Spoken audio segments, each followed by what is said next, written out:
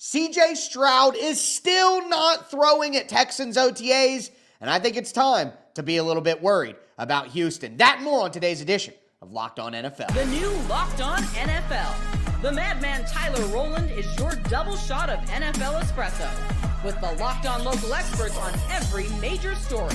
Get ready, Rowland is revving up. The new Locked On NFL starts now. Locked On Podcast Network. Your team every day.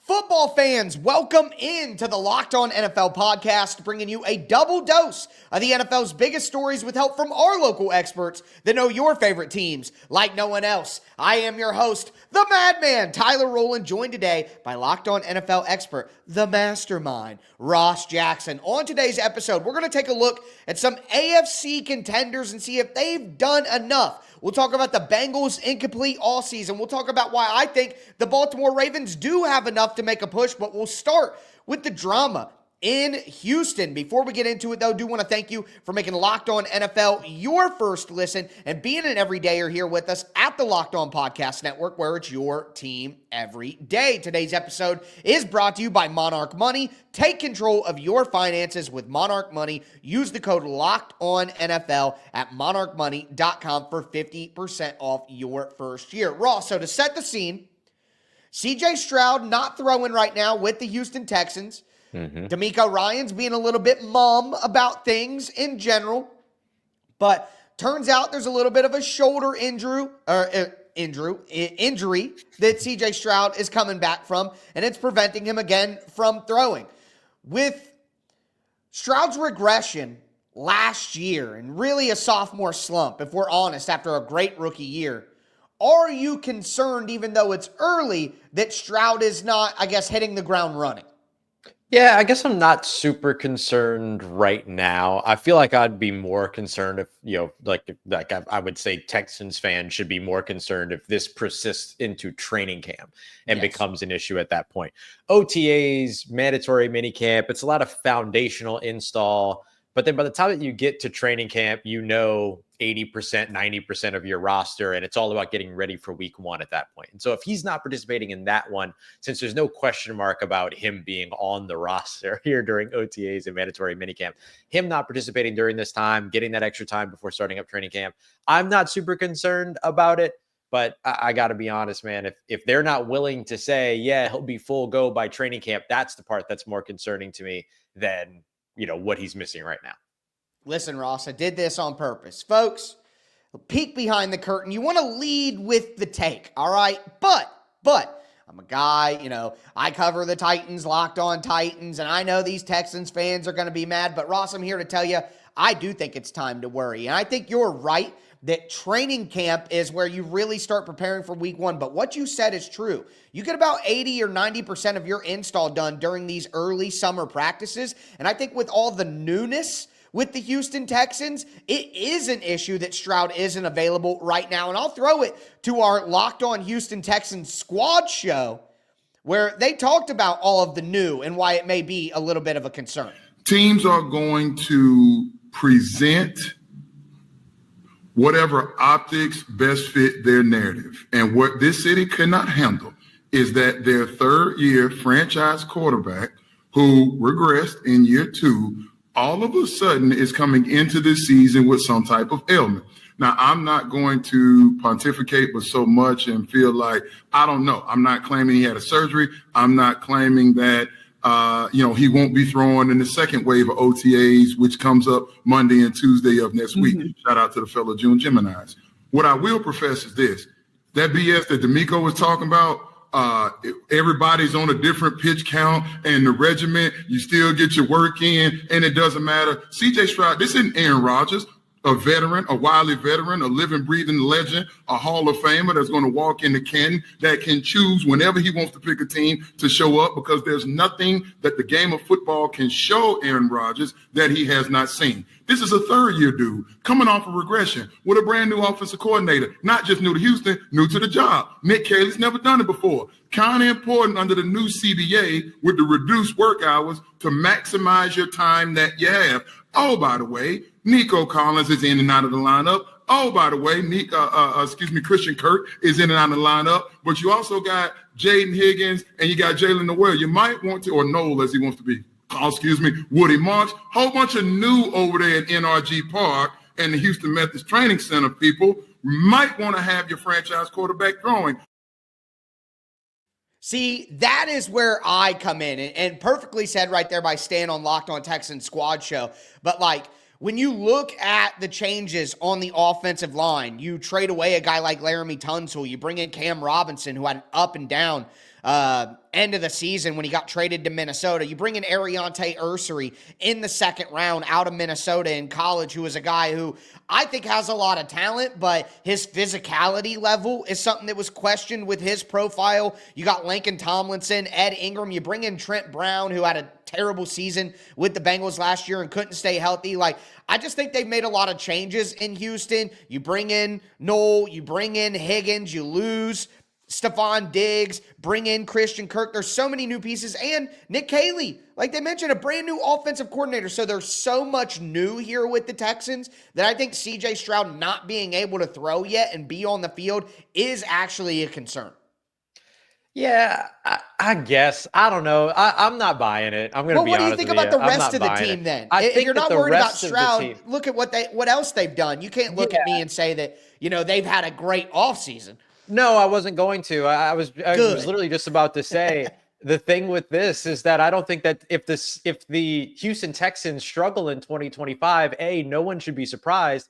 And B, it's not because CJ Stroud didn't throw 8 7-on-7 drills during OTAs every day. Like, who cares? Like, I'm sorry, but like, if with a new system and all these other things, like you're talking about a guy who's coming in as a former pass game coordinator from the Los Angeles Rams, it's going to be a very player friendly system. And we make such a big deal about, oh, this offensive change and this scheme change and that system change, when like you're effectively running the same routes, you're just talking a bit different. Like you're using different vocabulary and maybe your run game angles are slightly different. It's not a huge thing that you can't grasp in the classroom or in the position group and position room environment that you can then take to the field in training camp. I'm going to be hard pressed to be bought here when it comes to the idea that if the Texans struggle in 2025, it's because CJ Stroud wasn't a full participant in OTAs. Their problems are much bigger than that. You could say that they're much bigger than that, but I think it could be a microcosm of, hey, this team didn't gel quick enough. They didn't get off to a great start like they've gotten off in the last few years. Now they're in a dogfight in the middle of the season because they had a slow start to the year. And you could say it didn't matter, but hey, if you're learning to 80, 90% of the playbook, I'm just saying it would be better for him to be out there with all of the new pieces to start building the chemistry earlier. Quite honestly, it's the same argument that I make with like Aaron Rodgers. Like, I think the Steelers need to bring Aaron Rodgers in right now, because if you wait until training camp, now you're kind of behind the 8 ball. I think sometimes we talk about how continuity is so important, and then when continuity isn't available, we kind of downplay the importance of continuity. So I personally, Ross, I go with everything matters. Summer OTAs, rookie minicamp, mandatory minicamp, training camp, preseason, everything matters. That's my viewpoint, so that's where I stand, but I understand the more reserved of, hey, let's get to training camp and maybe make it matter more. Yeah. Like it all matters. You're absolutely right. I just don't think that this specific situation is the downfall of the 2025 Houston Texans. We don't know that, though. We don't know that, but we will, of course, monitor going forward. But, hey, the Texans aren't the only AFC contender that is going to try to make a big run this year, especially if the Chiefs experience the losing Super Bowl hangover, which it's always worse for the losing team. Might be an opportunity for one of these AFC teams like the Texans, like the Baltimore Ravens, to make a move. We'll talk about that right now. Do want to let you know that today's episode is brought to you by Monarch Money. Ever check your bank account and wonder, where did all my money go? Between dining out, online shopping, entertainment, it's easy to lose track, and that's where Monarch Money comes in, your personal CFO, giving you full visibility and control over your finances. Monarch Money isn't just a budgeting app. It's a complete financial command center. You can track all your accounts, investments, spending, all in one place. Stop just managing your money and start building your wealth. I started using Monarch Money, and I'll tell you, I didn't realize just how much money I was spending on online shopping. And now that I do, I can budget smarter and I can save more. And it's so great to not have to juggle multiple apps to keep track of everything. With Monarch, you can check your finances, track your spending, and even plan your long-term goals. Take control of your finances with Monarch Money. Use the code LOCKEDONNFL at monarchmoney.com for 50% off your first year. That's monarchmoney.com, code LOCKEDONNFL for your half off your first year.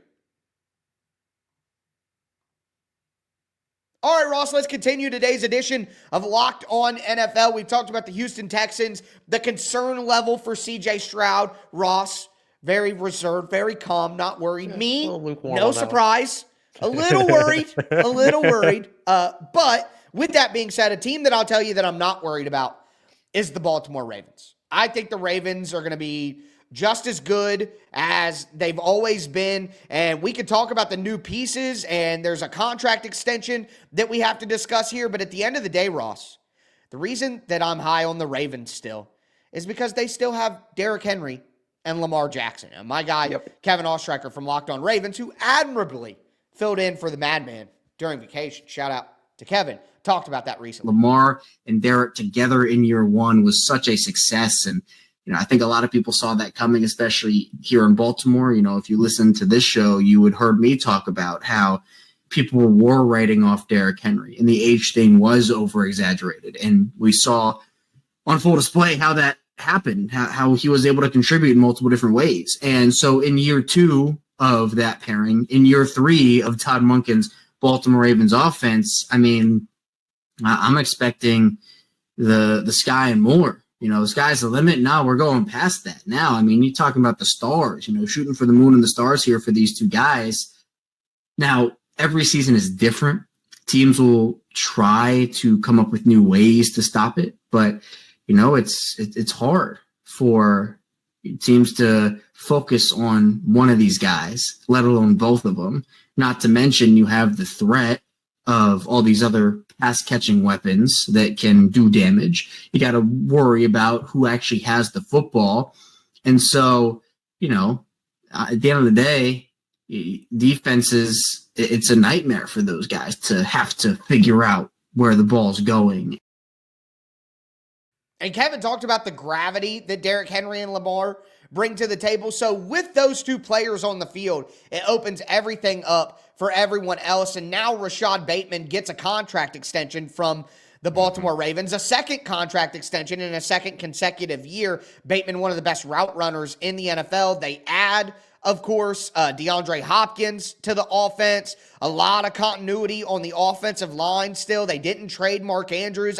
There are so many weapons on this Ravens team that I have a hard time believing that they're not going to be one of the top four teams in the AFC again.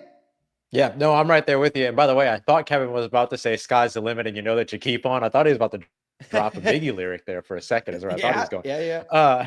But no, I'm with you, man. I think that the Baltimore Ravens are absolutely one of those four best teams in the NFL. And a lot of it has to do with Lamar Jackson and Derrick Henry, but a lot of it has to do with that incredible offensive line and those weapons that you highlighted in an ever-improving defense. The way that we watched Kyle Hamilton grow and exceed last year over on the defensive side of the football, the way they've continuously added pieces over there as well. That's the Baltimore Ravens brand. It's always been the defense. And maybe over the course of the last few years, it's been a little bit inconsistent. If they find a little bit more of that consistency there and put Lamar Jackson in those opportunities, Derrick Henry in those opportunities to be playmakers as opposed to game savers, right? Having to be heroes in certain situations and stuff like that, then all of a sudden they've got full control of the steering wheel here. Plus you add DeAndre Hopkins, which I think is a move that everyone has forgotten happened over the times. I kind of feel the same way about Devontae Adams being paired up with Matthew Stafford over with the Rams. Right. Everyone just kind of forgets about it. I think that the Baltimore Ravens are absolutely poised to get over whatever that hurdle is that has been kind of keeping them a little bit more limited than they probably should be. I think they have an opportunity to realize a more full potential here in 2025. And I really like some of the depth that they added to a team like the Ravens. You kind of have your lineup pieces solidified, but they've added more depth here. Remember, Keaton Mitchell looked really, really good his rookie year at the end of the year until he got injured. Didn't see him at all last year, or until the end of the year. I guess he was a little active, I think, late in the playoffs. But if he comes back and he looked the way that he did his rookie year, that's a really good pairing with a guy like Derrick Henry with that explosiveness out of the backfield. Add Joseph Noteboom on the offensive line as depth, which I really like. You got Emory Jones, who they drafted out of LSU, who I always liked. Obviously, you know the LSU guys pretty well. On defense, though, I mean, you add Mike Green. I was so worried about their pass rush. Look, Kyle Van Noy did great last year. Adafe Owe is a guy who hasn't really made the jump that they were hoping. Maybe he takes that jump this year, but bringing in Mike Green, I know that there are character issues and concerns, and that's why he got drafted, in the 50s, but Mike Green, I thought, could be a top 15 player and could come in right away and be a fantastic edge rusher. So you have the opportunity to get Mike Green, and if he turns into the player that some think he is just on the field, you might have solved your issues there with the depth in the pass rush. And then add Malachi Starks in round one. I talked about it when it happened. I know our Darius Washington got hurt, and that's definitely a big blow. But Malachi Starks roaming the back end allows Kyle Hamilton to not have to do that anymore and be closer to the line of scrimmage. So I just think some of the moves that they made have not only – it's not like they're just adding a good player. They're adding a good player that makes other players even better. I think you could say that about DeAndre Hopkins as well, and Keaton Mitchell in the backfield, just what they bring to the group that maybe they didn't have already. So, yeah, I think Baltimore is set to make another big run here. But at the end of the day, like where we started with Kevin, Derrick Henry and Lamar Jackson are a big reason, the biggest reason. And I do want to say this. It's funny, Ross, you're down there in NOLA. You thought of the Biggie lyric. I hear sky is the limit. I think Lil Wayne on the Mr. Jones beat. The sky is the limit. Anyway, no copyrights. But nonetheless, I guess the point is I feel very confident in Biggie and Lil Wayne, and then I feel very confident in Lamar Jackson and Derrick Henry. Yeah, absolutely. And I think Lamar Jackson is kind of the biggest piece to that, right? Most important position in football, most dynamic player in football, I would say. And a guy that, by all intents and purposes, I mean, I still think should have been MVP last year. The haters can come for me. It's fine. But I think he should be the odds-on favorite for MVP this year too. I mean, the weapons that are around him, the ability that he's going to have to be able to, continue to be able to not only be, a rusher, but what he's going to be able to do now with DeAndre Hopkins even further as a passer, which he has shown a propensity for over the course of the past few years. Like just the growth of this guy and sort of the above the sky limit that he has, that super high ceiling that he has is just absolutely remarkable. And I think that's the thing that's going to keep the Baltimore Ravens afloat no matter what. And that's going to be Lamar. He's the most important piece to this entire equation. Yeah. One of my favorite sayings is shoot for the stars. You're bound to hit the mountaintop.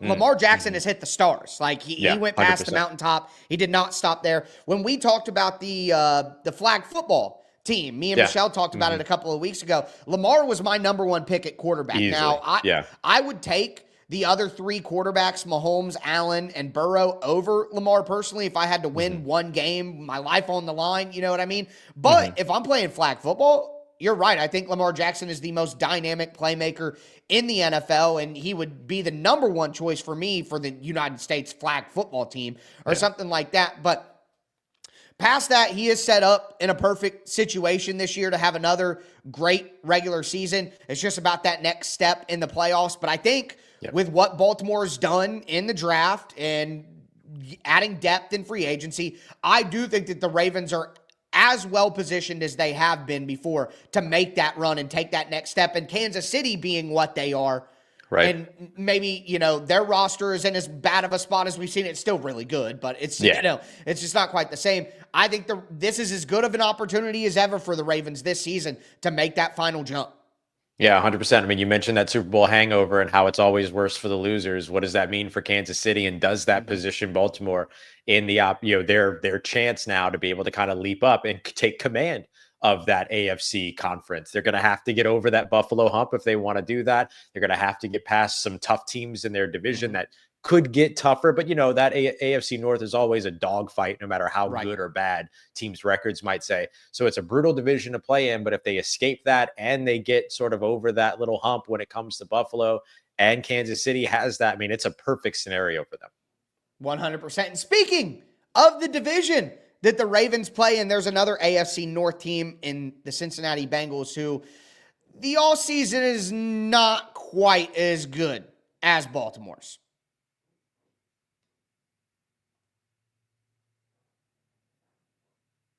All right, Ross, let's cap off today's edition of Locked On NFL. We've talked about CJ Stroud and whether it's time to panic, of course. Ross, so calm, so level-headed, says, no, I think it's time to be worried in Houston. We talked about the Ravens and how perfectly they're set up. But now I do want to talk about the Bengals. And listen, I can't help it, but I just continue to come back to the Bengals and look at them as a team that I'm just so disappointed by what they've done, even though I still see them as a potential contender. It doesn't make a lot of sense in my mind, but either way, before we dive in, I do want to thank you again for making Locked On NFL your first listen. For your second listen, check out Locked On NFL Scouting. As training camp gets closer, moves are still being made. Host Kyle Krabs and Joe Marino will make you the most informed NFL fan this offseason. Find Locked On NFL Scouting on YouTube or wherever you listen to podcasts.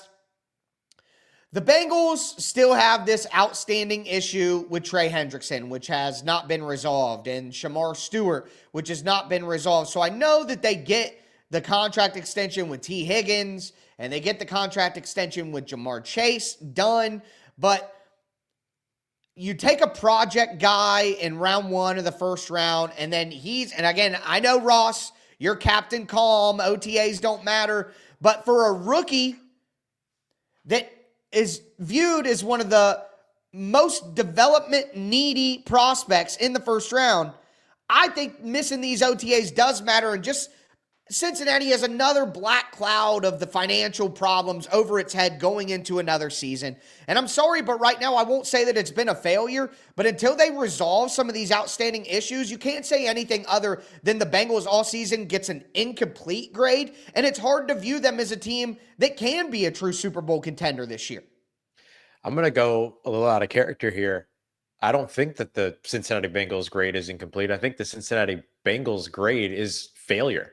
I think it's terrible. I think their offseason has been absolutely horrific for them. Yeah. Everything down to just the interpersonal relationships of being having somebody be asked about the situation with Trey Hendrickson turning into the owner talking about potentially moving the team and not being in Cincinnati anymore. Yeah. Like, all of it was weird. Everything about this offseason has been strange for them. And I think it's only going to get worse for them because I don't see a world in which they take a step forward in 2025.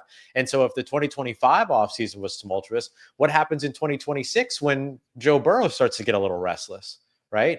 And so for me, like, looking at them investing a first round pick and a project player that everyone knew was going to be a project. Now you can't even get that project out on the field. OTAs for me, for the quarterback of the Houston Texans that's been around for 3 years, less of a big deal. OTAs for the guy, like you said, who is absolutely a full-on incomplete player at this point and still a developmental player. You're 100% right. Matters more for him. And the fact that he's not there.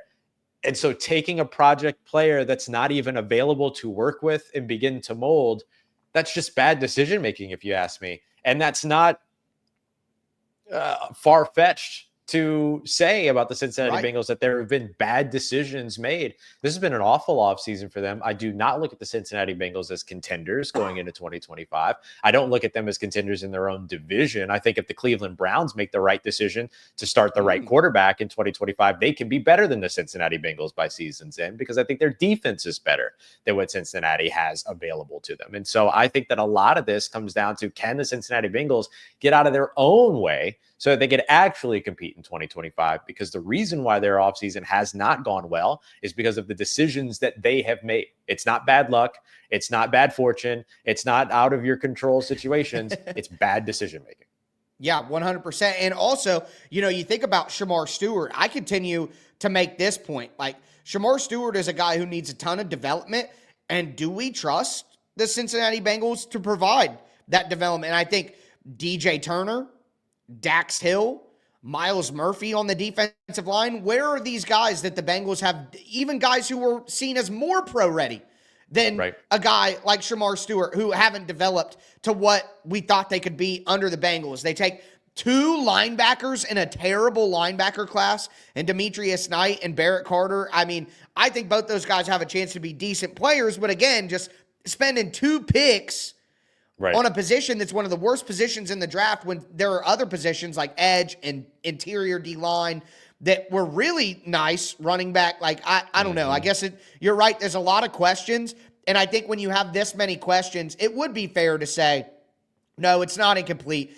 It's been a failure. But one of the things that can bail out the Bengals, and it did to a point last year, but it could do it even more this year, is just that offense led by Joe Burrow. And we know about Jamar Chase. We know T. Higgins. A lot of people saw what Mike Gesicki did in that offense. But Andre Yoshivas is the talk of the town, Yoshi. And if the Titans have if the Bengals have a third wide receiver step up, it could take the offense to even new heights. That kind of enthusiasm for his teammate and talking about Yosevich as part of a 3-headed monster that also features a weapon that will be used in the receiving game in Chase Brown, who adds his own dynamism to the offense, not to mention Higgins and Chase, Mike Gesicki, another piece. That's already 5 guys that can contribute in different ways, each of them bringing different aspects to the passing game and in one case in the running game. I mentioned run blocking for Jermaine Burton yesterday. That's something that the Bengals already trust Andre Yosevich to do. If that takes a step in his game, the only other thing for Yoshi, really, bigger, stronger, faster, that's all great, is really cleaning up some of the drops, cleaning up some of the timing. And there are a couple of plays from 2024 that come to mind where the ball's on him and he's not quite expecting it yet. That leads to some drops where he's just a little bit late to get his eyes on the ball with the ball in the air. This is happening on glance routes. Those are those deeper slants, in breakers quite often. And those are balls you don't want tipped. Obviously, those are some things that you would like to see him clean up. But then there are plenty of highlight reel plays for Yoshi in the clutch over his 2 years in the NFL. And so obviously the potential is there. So looking for the consistency, looking for, T saying he knows everything, looking for him to see the game slow down yet another step and emerge as that veteran, reliable presence as a wide receiver 3 in the offense. Like, those are the things that can take Yoshi's game to the next level, especially with T and Jamar getting all the attention to open things up for him. You would think in theory with all the great players out there that there would be obviously a great opportunity for somebody to benefit from that. But I can't help but what happened to Jermaine Burton? That was a disaster last year. He was a 3rd-round pick. He is a more talented guy than Andre Yosevich, a higher pick. So now is it just like Yoshi's the guy, and where does that leave Jermaine Burton? They mentioned 5 names and none of them were Burton. So why did you make that pick? Again, I just question the Cincinnati Bengals decision-making so much at this point. I have a hard time seeing how they will be the team to get the most out of Shamar Stewart. And then with Trey Hendrickson on the fritz, what are they going to do at edge? The defense is going to be worse than it was last year. So the offense better be better. Yeah, but I'll tell you this, man. I watched 2014, 2015, 2016 here in New Orleans, where you had prolific performances, 5,000-yard passing seasons, incredible offenses, all these other things, but historically bad defenses. And each of those teams missed the playoffs. Each of those teams had losing records. Each of those teams did not make it as far as they could have made it with an adequate defense, okay? Right. An okay defense. That's a playoff team. And so the difference in terms, or rather the margin of error when your defense is poor, is bad, is really, really slim.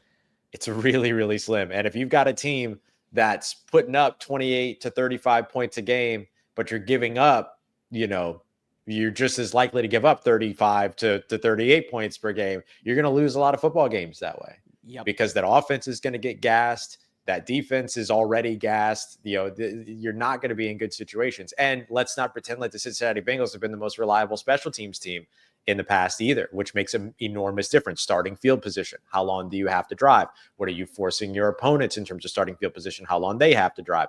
Your ability to be able to consistently put a ball through the uprights, all these other things. Like, there's a lot of that ends up factoring in too. And so I don't know, man. This is not a team I have a lot of faith in, regardless of how good Joe Burrow is, regardless of how good that offense is. If that defense doesn't take a step in the right direction, this team's running in circles. Yeah, I mean, Evan McPherson, Money Mac even started missing field goals last year. Right. That's how you know there's some blood in the water there in Cincinnati. But I think the comparison to those late Drew Brees teams and just where it was at, I think that's a really great point. Look at that. Mastermind for a reason. But that's going to do it for today's edition of Locked On NFL. I am your host, the Madman Tyler Rowland, for my co-host, the Mastermind Ross Jackson. As I tell you every episode, thanks for tuning in and stay safe out there.